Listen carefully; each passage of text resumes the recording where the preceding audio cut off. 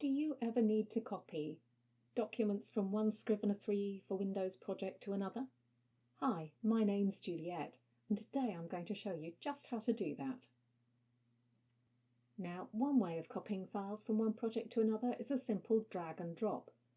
But sometimes that ends up being a little precarious if you let go of the mouse too early or in the wrong place, or difficult if you only have a small screen to work on. There is another way. First, make sure you have both projects open. Then select the files you want to copy.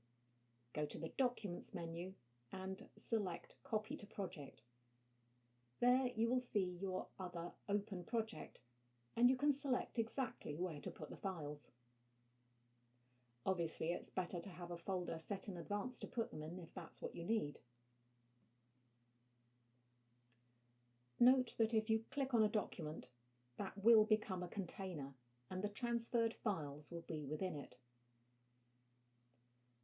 This might be useful for something like back matter or other standard parts of your manuscript.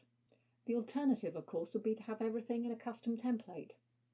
Here's a video that shows you how to do that.